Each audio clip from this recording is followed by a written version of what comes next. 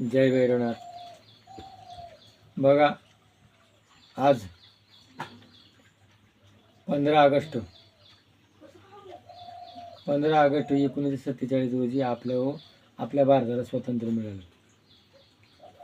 आपला भारत देश इंग्रजांच्या ताब्यात होता. पूर्वी शिवाजी महाराजांच्या टायमाला कोणा ताब्यात होता? मोगलांच्या.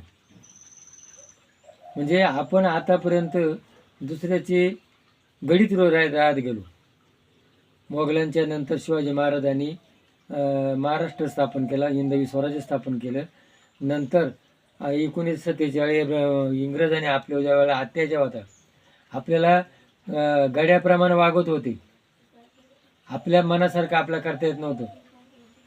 मग आपली गुलामगिरी जाण्याकरता आपल्या भगतसिंग, राजगुरू मदनलाल धिंगडा, महात्मा गांधी, लोकमान्य टिळक अशा या थोर नेत्यांनी आपल्या जीवाचं बलिदान केलं.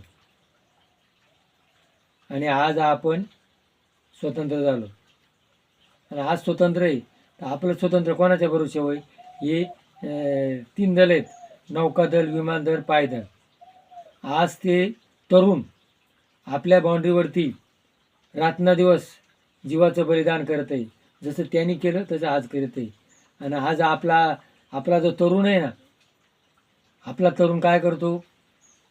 24 तास टेक्निकल, इंटरनेटमध्ये, मोबाईलमध्ये, नशा, काम नकोय, एन्जॉय. आणि आजचा तरुण भरकटलेला आहे. आईवडिलांचं काम ऐकत नाही, आईवडिलांना वृद्धाश्रम करतो. आणि आजचा तरुण इकडे भरकटलेला आहे. तर आपला हा जो जवान आहे, हा जर नसला सीमेवर तर आपल्यावर पारतंत्र्य येईल. आपले लोक आपलं टपेलच आहे, आजही टपेल. चीन, पाकिस्तान. तर मग हा स्वातंत्र्य दिनी आजच्या त्या तरुणांनी जसं आपल्या रक्ताचं बलिदान केलं, तसं आपण आपली ही मातृभूमी आहे, या मातृभूमीकरता माता आणि माती, आपल्या मातीचं आणि आपल्या आईबापांचं, मातृभूमीचं रक्षण केलं पाहिजे. आणि आजही आपले तरुण करीत आहे.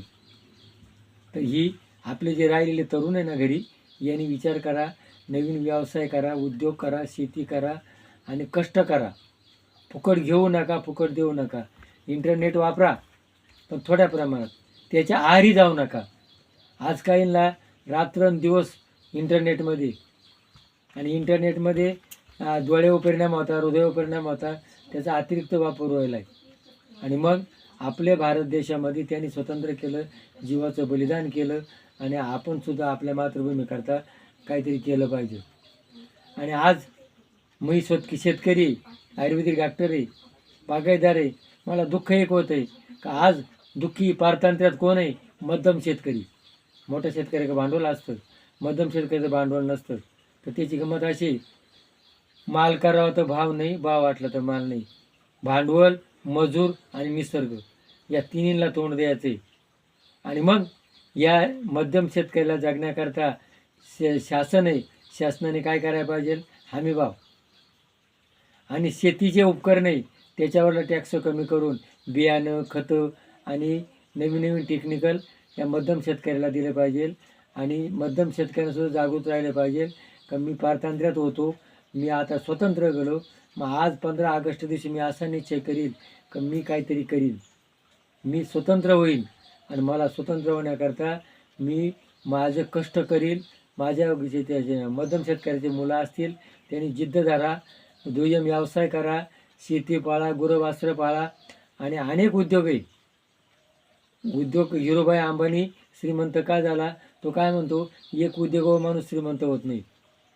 अनेक व्यवसाय जर केले तर एक व्यवसाय जरी खर्च झाला, एक व्यवसाय मागं पडतो. आपण एक व्यवसायावर बसून राहतो. आणि एक व्यवसायावर बसून राहिल्यामुळं आपल्याला परवडत नाही. आणि मग शेतकऱ्याला काय येते? आत्महत्या करायची पड येते. म्हणून आज स्वतंत्र दिनी आपण असा निश्चय करू का माझे जे घरातले माणसं आहे, लोक म्हणतात शेती परवडत नाही, शेती परवडत नाही. आज आपण साहेब झालो आहे. आपण नुसते मजुराच्या भरशीवर राहतो, आपलं काम नको आहे. घरातली सगळी माणसं आहे, सगळ्या माणसांनी एकत्र या आणि काम करा. आणि 10-10 शेतकरी एकत्र येऊन 10-10चा ग्रुप करा. जसे बचत गट करतो ना, असा बचत गट करा आणि एकमेकाची कामं आवडीसावडी करा. 10 माणसं एकत्र आले, त्याच्या घरातले माणसं सगळे 20 माणसं होतात. 20 माणसांनी दररोज एकाचं जर काम केलं तर त्याला मजुरी वाचते. आणि शेती कोणाला परवडते? जो स्वतः मेहनत करतो त्याला शेती परवडते. नाही तर आज शेतीचा व्यवसाय तोट्यात आहे. आणि मग जर आपल्याला खऱ्या अर्थाने स्वतंत्र व्हायचं असेल तर आज आपल्या शेतकऱ्यांनी एकत्र येणं आणि शासनानं सुद्धा यांच्याकडे लक्ष देणं, तर आपला भारत देश खरं स्वतंत्र झाल्याचं 15 ऑगस्ट केल्याचं आज आपण मानूया. आणि आजच्या दिनी आपण एकत्र येऊन आणि सामुदायिक शेती करू. आणि तरुणांनी सुद्धा आळस झटका. आणि जसे तरुण आज जागृत आहेत सीमेवरती, तसं प्रत्येकाने जागृत राहा. जय जवान जय किसान.